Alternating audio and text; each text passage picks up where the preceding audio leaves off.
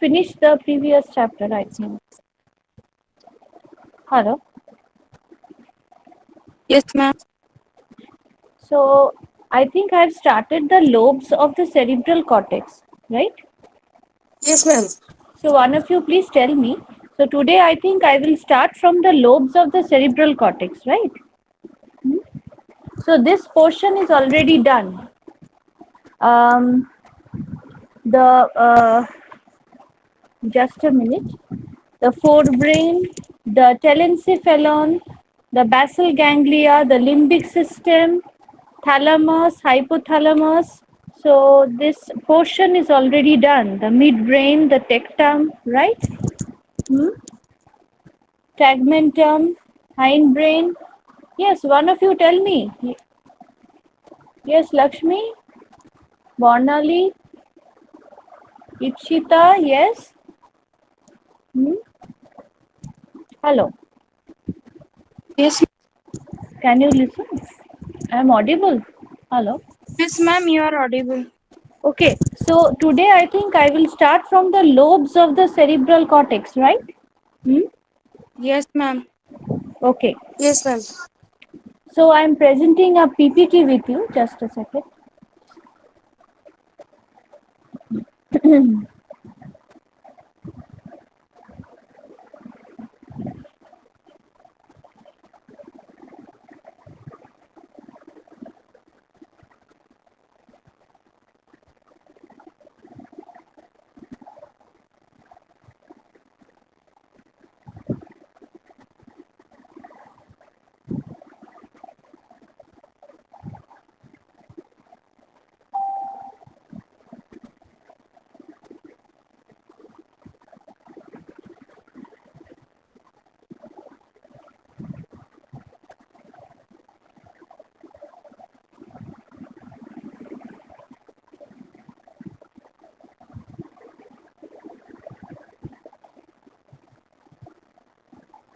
So these are the lobes of the cerebral cortex.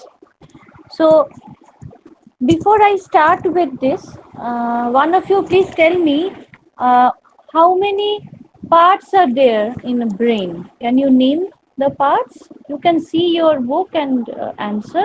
Any one of you? Yes? You are not interested? Yes, ma'am. That is, the parts are uh, actually the lobes are temporal, frontal, parietal, occipital. No, no, I am asking about the different parts of brain, like the forebrain, hindbrain. Okay. Brain, hindbrain, Okay. and forebrain. Forebrain, Yes, yes, hindbrain, and midbrain. exactly. And how many parts are there in the forebrain? I told you. Yes. The Ma'am, that is telencephalon. Yes. Ma'am, telencephalon and Hmm. the diencephalon, Hmm. hy- hypothalamus, and thalamus. No, actually, telencephalon, it covers the three regions, that is the cerebral cortex, the Hmm. basal ganglia, and the limbic system. While the Okay. diencephalon, it covers the two portions, that means the thalamus and the The hypothalamus. hypothalamus. Okay. Yes. So uh, then this midbrain, it consists of the tectum, Rectum and the tegmentum. yes, the tegmentum. Okay, so these are the two parts of the midbrain, and Hmm. the hindbrain, it consists of the mainly the Cerebellum, cerebellum. Cerebellum, pons, pons, and medulla medulla oblongata. oblongata. Yes, so these are the main divisions of brain. Now, while we study the main divisions of brain, we have to know about how many lobes are there in the cerebral cortex. Okay, Hmm. so the the cortex is the outer covering of the brain that consists of tightly packed neurons. So there are various types of neurons, like which there are some neurons which are loosely packed, but here there is a layer of neuron that is tightly packed with each other. Now, while they are packed with each other, there forms a wrinkled like structure. Now during the birth, this wrinkle, it becomes smooth, but due to the maturity, due to the passage of age or chronological age, what happens, this wrinkles becomes more and more, the structure becomes wrinkle like. Okay, so and this, there is a name of this process. So that is the corticalization. Now this cortex has two main sections. What are they? They are the cerebral hemisphere and the actually it is covered by a thick layer or a hard bind neural fiber, that is the corpus callosum. So this corpus callosum, it enables the left and right hemisphere. So in your assignment, there was a question, that question of split brain patients, right? So now you can just learn from here that what is actually this split brain patients. Okay, because this corpus callosum, if there is any damage in this corpus callosum, then the communication of that person is disrupted. So in each hemisphere, it acts independently on both the side, that is the right and the left. So this causes a behavioral changes, and that person reacts. As you know, there is a bilaterally symmetrical body. So human being always respond. The right portion of our body is just like the opposite portion, that is the left portion. So it is this split brain patient. Here, what happens? If there is any damage in one portion of this corpus callosum, then this split brain patients, there is a behavioral change. Okay, and the fissures or grooves in the cortex, it divides the cerebral hemisphere into 5 lobes that we will learn one by one. That is the temporal lobe, the parietal, frontal, occipital, and lastly the insula. Now, this frontal lobe, it is the is actually located in the upper portion, mainly of the forehead. Okay, so it is also in both the sides of our head, that is the left portion as well as the right portion of the brain, and there is some anterior, the most anterior part of the frontal lobe is also named as the prefrontal cortex, and it helps. What are the functions of these prefrontal cortex? It receives all the sensory information like from the eye, ear, nose, touch, skin, etc., and frontal lobes are responsible for mainly the movements, mainly the fine movements like finger movements, etc., moving of the fingers, etc. And this region is responsible for the motor functions, and also the cognition, any complex decision making, or any ideation, or any thinking for creativity, and it is connected with the limbic system. So as you all know, that we have already learned about the limbic system, it is the control section of all the emotions.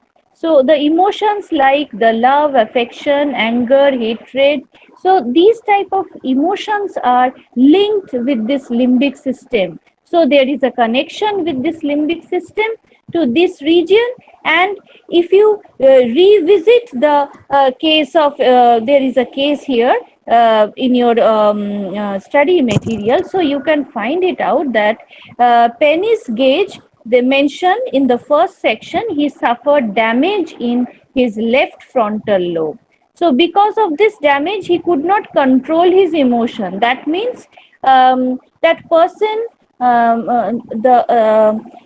he is laughing all the time. That means showing his positive emotions, or he cannot control his emotions, like he is crying in case of any sadness, etc. So these are the one of the examples of not controlling the emotions. And the frontal lobe is also involved in the language. In most cases, the left frontal lobe, this area is known as the Broca's area, because it is named after a physician, Brocas, Paul Broca. So it is named after him. So it is this region is the Broca's area. He was a French physician, and he said that if there is any damage or lesion to the Broca's area, then it causes difficulties in producing any fluency in speech or articulation, etc. That means this a type of problem or disorder is known as Broca's aphasia. Now, the term aphasia means any impairment or any problem in language, in communication, in articulation, in comprehension of the speech, etc. Now, this next portion is the temporal lobe. Now, temporal lobe, it lie on the either side of the brain. And what happens? At the temples on the lateral side, a deep groove known as the lateral sulcus distinguishes the temporal lobe from the other lobes in the cortex. So these, let me show you the, yes, the next slide. Here it is. So the temporal lobe, it lies on both the sides of the brain, and there are some grooves or some lobes are present in the cortex. Now, there are also some gyrus type of transverse gyrus. It is known as transverse gyrus, and its function is to the auditory, the primary auditory area, to receive any sound or processing any language functions. So this region is also, the functions of this region is complex, because number one, it is responsible for vision, for movement, perception, and facial recognition. That means if we see any person, we remember that person by his or her face. And if in future we see that person again, then we can easily recognize that, yes, I know you. This is a known face to me. So this is a facial recognition. So if there is any damage to the temporal lobe, then what happens? You cannot recognize that person. So this face recognition becomes disrupted, and there is some hallucinations. So when you will study the disorders, the psychotic disorders, like schizophrenia, then you will study that what are the main symptoms of it. That is the hallucinations and the delusions. Now this hallucination, it means misperception, when that person is hearing some auditory sound, that there are some sound present in the room, maybe in the kitchen, maybe in the during sleep, etc. And or there are some also visual hallucination, like that person perceives that, yes, there is someone who is always watching him, or maybe he can murder that person, etc., etc. So these are the hallucinations. It may be of both ways, the auditory and the visual. So this temporal lobe is also involved in emotions and the motivational behavior. Now, what is motivational behavior? That means when we are interested to do some work, when we are interested to study, when we want to do something. So this is the motivational behavior. So hence, if there is any damage to this particular temporal lobe, then what happens? This Kluver-Bucy syndrome occurs. Now, it is also named after one physiologist, Kluver. He said that it is a rare behavioral impairment characterized by inappropriate the sexual behaviors and mouthing of objects. It also happens. It is also known as rather a wild a disorder of wild monkeys, where that monkey do not display any fear or any type of anxiety responses in any situation. So this is another important part of the brain, that is the temporal lobe. Now, uh, uh, there is another, the left temporal lobe. There is another problem by there was a research work by Wenckes, Karl Wenckes. He was a German physician, and he said in 1848, his time period was 1848 to 1905. He said that there is a difficulty in the fluency of the articulation, that person unable to talk in a fluent way, and the other person cannot get the language or what he or she is trying to express.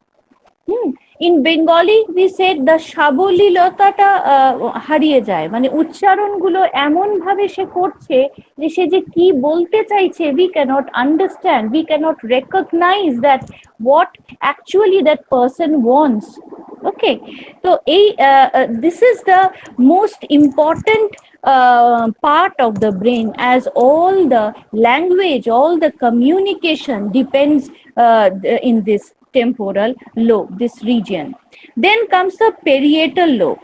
Now, this parietal lobe is also located at the top back portion. Now, frontal lobe was in the front portion of our brain or forehead region, but it is located on the back side of the brain of each hemisphere and lie between the, it is in the middle portion, in one side the occipital lobe, and on the other side it is the central sulcus. So there are some deep grooves here present here, and it is known as the post central gyrus. The main function of this region is the somatosensory cortex. Now, what is soma? It means the body, and the sensory, that means all the sense organ, the what they are receiving in each and every second. So that is the somatosensory cortex. So this lobe is involved in sensation of number one, the touch, then any muscle stretch receptors. Now, this knowledge of the touch and body sensation, it always facilitates in the interpretation of any visual or any type of auditory information. Now, after this parietal lobe, there is another lobe, that is the occipital lobe. It is located at the back and base of each cerebral hemisphere. Now, it is responsible for mainly the visual information that we receive from the eyes, and the primary visual cortex area is the Brodmann area 17. It is termed as the Brodmann area 17, and it is involved in perceiving any type of complex stimuli. That is, it must be visual stimuli only. So, any type of damage in this region, the person becomes blind, or some flash of light, he perceives some flash of light, or any type of visual hallucination or agnosia or blindness also in some severe cases. Now, the next part is the insula. Now, it is not shown in any diagram. Why? Because it is located in a mid portion. So, it is present under the temporal lobe and is hidden from view. So, this lobe is responsible for vision. Mainly, the damage of this area cause a cortical blindness, and extensive damage to this area especially in the right hemisphere, may or in the left visual field, causing blindness in that area. So the person having this cortical blindness may not able to perceive patterns of visual images, and it is known to be involved in consciousness, number one.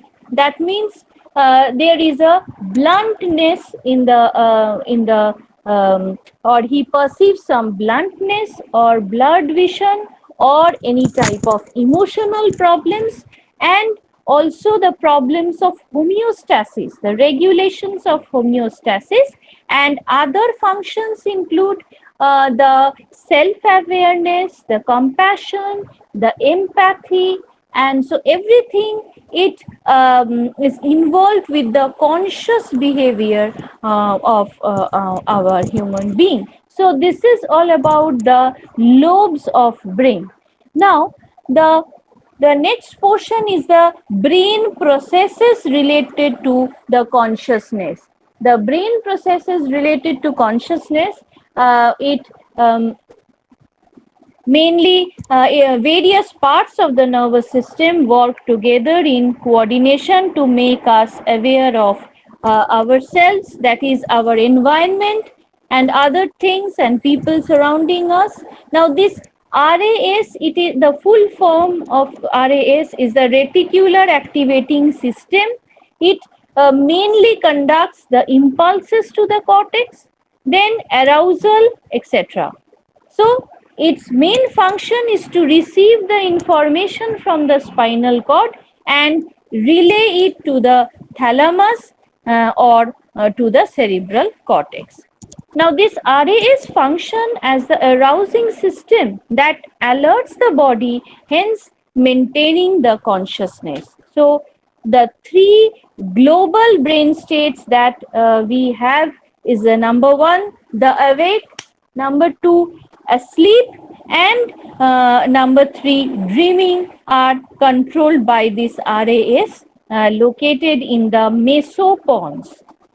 It is just in between the pons, and there is a region that is known as the mesopause, and these three global brain states are controlled by this RAS. So these states develop and occur in the predictable manner depending upon the firing properties of neurons, that is synaptic connectivity and the sensory inputs. The amphetamine is a drug. There is a drug, the psychiatrists always use this type of drugs. So it induces the stimulatory influences on the cerebrum, thus enhancing the wakefulness. So if there is a drowsiness, if the patient complains that there is a drowsiness, then this type of amphetamine is always prescribed by the psychiatrist to awake to wakefulness or alertness. Now then comes the pineal body. It is a region, a place little above the midbrain, and there is a gland that is the melatonin. And this melatonin, it is an hormone. It helps in synchronizing the body functions with one another as well as regulating the reproductive hormones. So for humans and other mammals, it plays an important role in promoting also the sleep and regulating the circadian rhythm. So these are all about the brain processes related to our consciousness. Now the next portion is the disorders. What are the disorders of this central nervous system? Now, when the brain is damaged due to some problems or some injury or maybe some accident or due to some operations or some drug effect, etc., then what happens? There is a damage in that particular area, and for that damage, the organs, there is a difficulty in movement, in speaking, in swallowing, in muscle movement, etc. So, what are they? There are some important diseases of this for this disorders of the central nervous system. So, number one, it is the Alzheimer's disease. Now, it is a very common disease. You may know this name, dementia, Alzheimer's.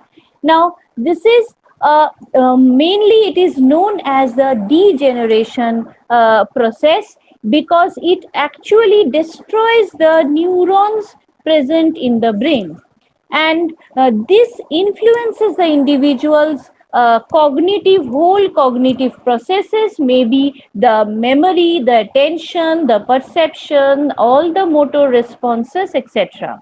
Now, this degenerative disease is also termed as the dementia, and the Alzheimer's disease is the most common cause of this dementia. So, there is a cause and effect relationship between these two names. So, the cause identified is mostly genetic here, number one.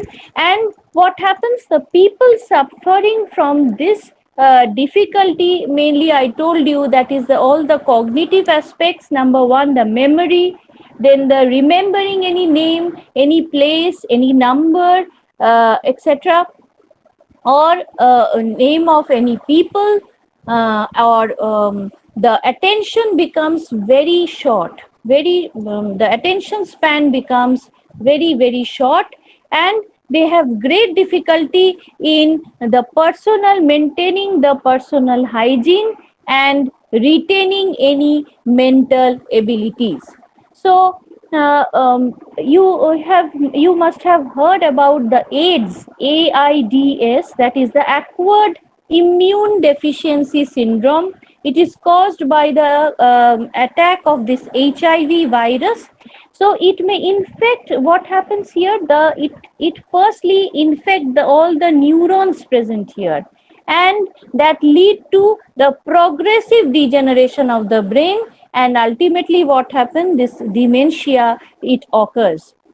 There is another disease, that is the Huntington's disease. It is also a genetic disease, and that results in the involuntary movements that are not desired.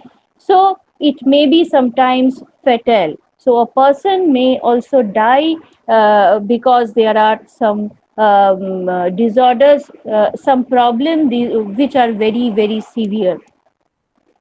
Now, the next one is the Parkinson's disease. It is also very common. You must have known this name of this disease. So, it is very common among males, and mainly the middle age and the old age. It starts from the middle age, and it goes to the old age also. And the most common symptom is the tremor. That person tremors all the time, and during doing any activity he tremors, and but not during any voluntary movements or during sleeping. And it is characterized by the cognitive deficits. That means all the cognitive aspects, there is a problem or deficit in all of these cognitive aspects. Now, the third one is the stroke. So it is also a very common name that I think all of you know. So sometimes any injury or any disease may destroy the fine tissues present in the brain, or neurons, which affects the motor movement, number one. Now, it also, there are two causes of this stroke. Number one, the cerebral hemorrhage or bleeding in the brain, or the cerebral ischemia. That means the interruption in the blood supply. So, if there is any blockage in the region, so what happens, there becomes an interruption in the blood supply to an area of the brain, and from there bleeding starts, and the blood clot, it restricts that region, and there is a blockage. So what happened? The motor, there is a restriction in the motor movement and the paralysis occurs. And so these are the main cause of this stroke. Now the cerebrovascular accidents, that is CVA, it is also known as CVA, that means the blood flow through the vessels is stopped due to hemorrhage. So in between there are some hemorrhage, and for that hemorrhage there is an obstruction in the blood flow. Then what happens? This stroke occurs. So this causes some lack of oxygen present here in between the vessels, because there is a blockage in between due to the hemorrhage. And if the neurons die, then it leads to damage in this motor neurons, and thus leading to partial or complete paralysis. That means one side of the body, that person, that patient will not be able to move his hand or limbs. Now, apart from paralysis, some common problem occurs, like problem in language, that is aphasia, or amnesia, that means memory loss, or some in severe cases coma also occurs, this stroke patient. Now, after this, the multiple sclerosis, it is another important disorder, or it is also known as autoimmune disorder, and a progressive disorder that attacks the covering of the neuron, that is a myelin sheath. You have already learned this myelin sheath, and it is actually a protective covering of the axons of the CNS, or central nervous system. So the usual onset of this disease is during it starts from very young age, and common symptoms are like visual disturbance, muscular weaknesses, then tremors in between, then some problems of ataxia, etc. So these are some of the important symptoms of this multiple sclerosis. And there are some, so this is also known as the autoimmune disease, which remain largely, the cause is all not known still now, because sometimes it is also known as a genetic problem, but sometimes it is also known as the problems of any type of immunological disorder or immunological problem. And there is growing consensus that autoimmune diseases likely result from interaction between the genetics. It may be a cause, the most important cause may be of gene, due to the gene or genetic problem, or maybe due to some environmental factors or problems. So this is all about the multiple sclerosis. Now next come to the cerebral palsy. It is common, or it occurs during the childhood, mainly the early childhood, when there is any damage in this region of the brain tissue, or it is infected by some viral attack, maybe some bacterial attack, or due to some trauma, reduced oxygen during the birth, etc. So this causes the permanent damage to the movement of the body muscle, and the voluntary muscle controls is impaired and causes spastic paralysis. That means that that child will be unable to move, because there is a problem in the limbs, in the arms, etc. And it affects, sometimes it affects the one side of the body, and sometimes it affects both the sides of the body. Now comes the seizure disorder. It is in Bengali, we termed it is known as torka. আমরা বাংলায় এটাকে তড়কা বলে থাকি, বা ফেন্ট হয়ে যায় যেখানে বাচ্চারা. So this is characterized by sudden burst of seizures. There are some sudden seizures due to some high temperature maybe, or maybe some loud noise, or etc. So it causes or that cause a temporary change in the functional of the brain, and what happens that that child or that person becomes unconscious, and there is a restriction in motor activity or muscle contraction. And it is also some one example of this is epilepsy. And here what happens, the frequency and the severity of the seizures can be controlled by giving some medication of the nerve, but actually it cannot be cured. So it remains, but what happens, the severity and the frequency can be controlled by giving some nerve medication. So in amnesia, the another or the last disorder of central nervous system, it is the amnesia, which means the loss of memory.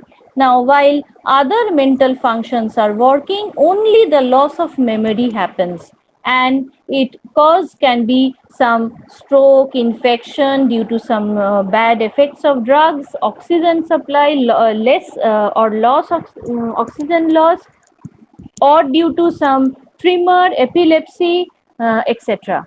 So this Alzheimer's or maybe sometimes due to this Alzheimer's disease also amnesia occurs.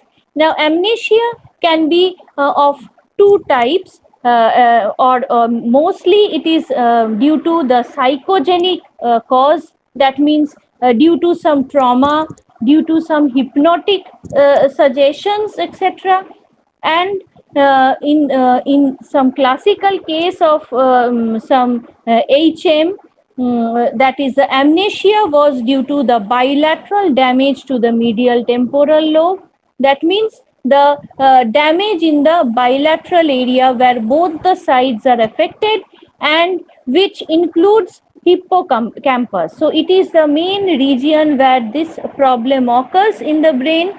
And the what happens, the restriction occurs in the perception, in the cognition, in the intelligence or IQ of that person, any action, and also in the memory, that means the working memory or the short term memory or any type of remote memories, etc.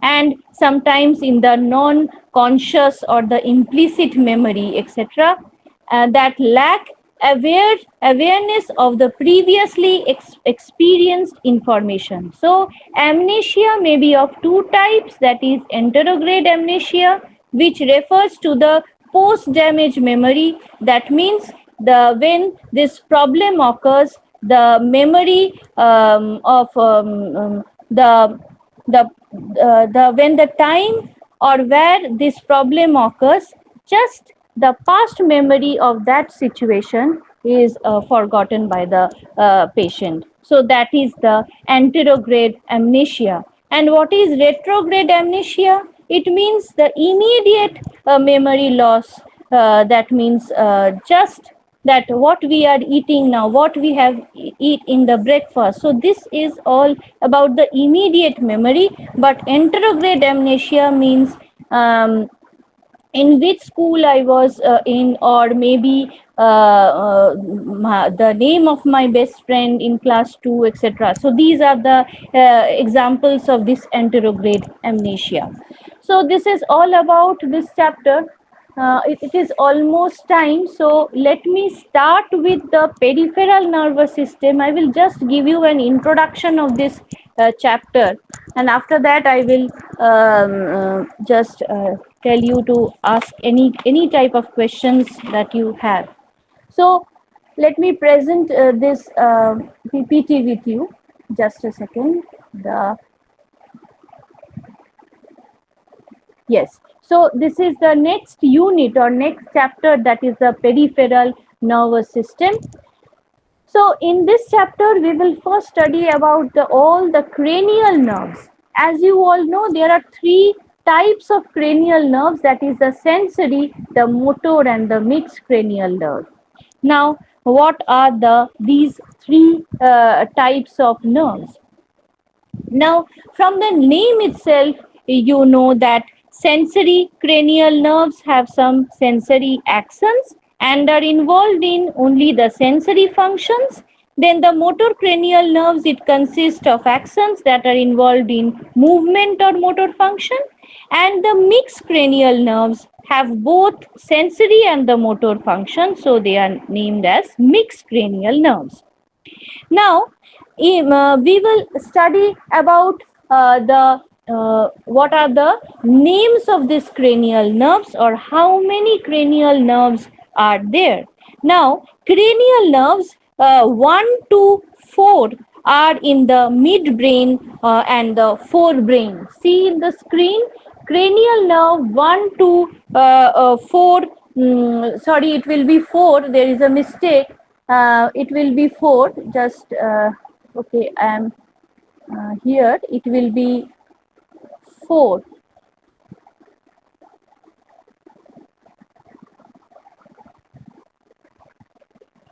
Uh, okay. So cranial nerve 4, 1 to 4 are in the midbrain and the forebrain, while the cranial nerve 5 to 12 are in the which region of the brain? It is in the medulla and the pons. Now, this there are 12 important nerves that you will study in this chapter. They start from the olfactory nerve. That is number 1.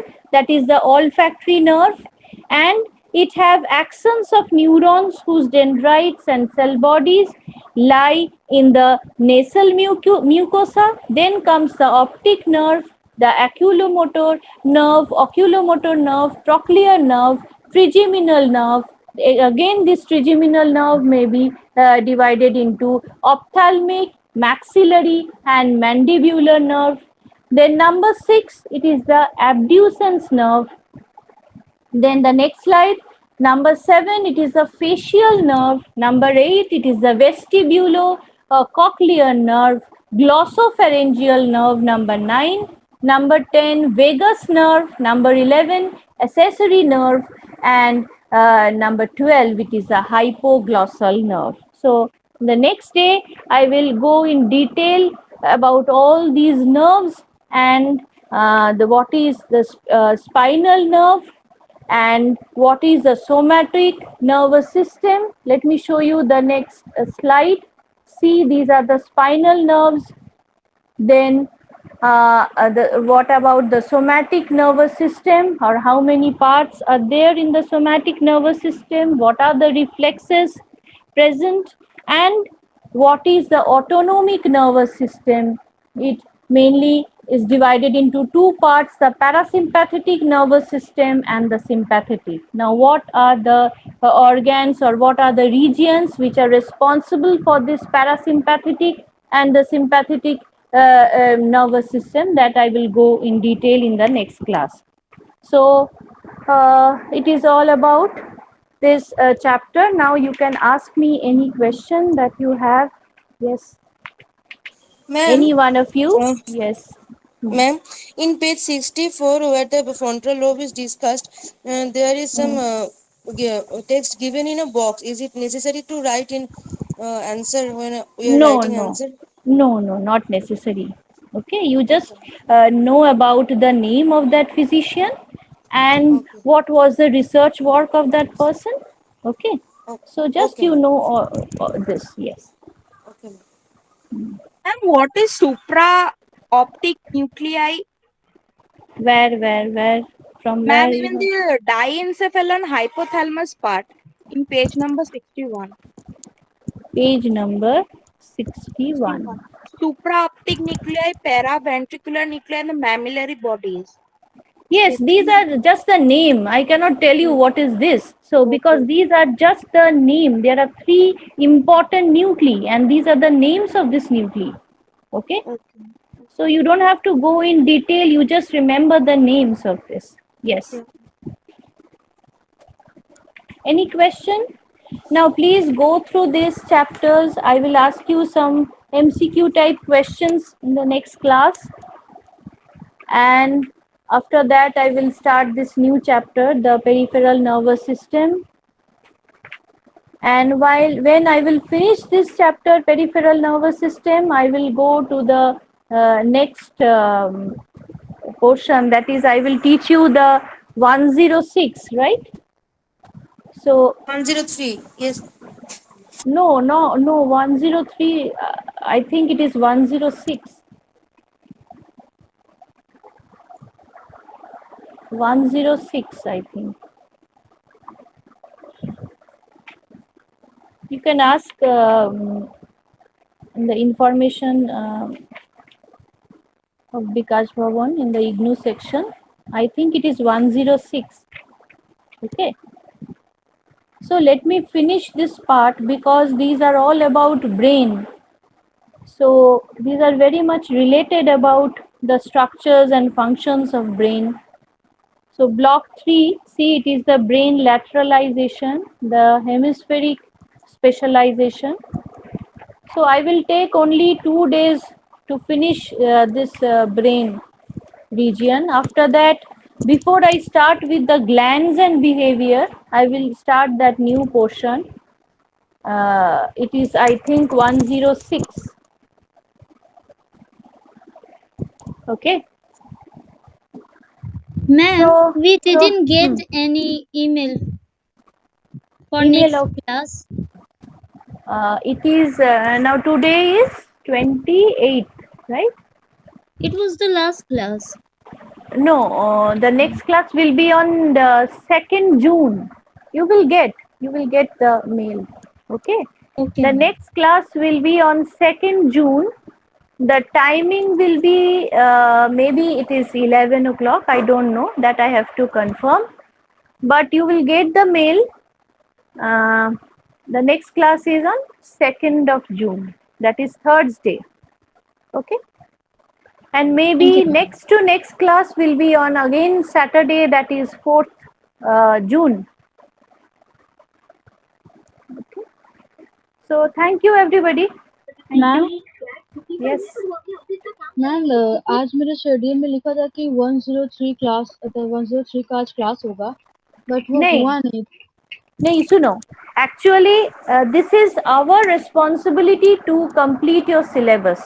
Okay, now these are the related chapters. That means the part of the brain, the nervous system, the central nervous system, PNFs. So I told them that I have to finish this part. Okay, so once I will complete this part, I will start the new portion. Okay, so it is my decision to continue with it. So you don't have to be nervous that I will not finish your next part. No, it is not that. I'm just continuing it because I want to finish this related chapters of brain. Okay Okay, ma'am it's all right. Yes ma'am yes Hmm. Ma'am Thank you. Thank you. Thank you, ma'am. Thank you ma'am Hmm.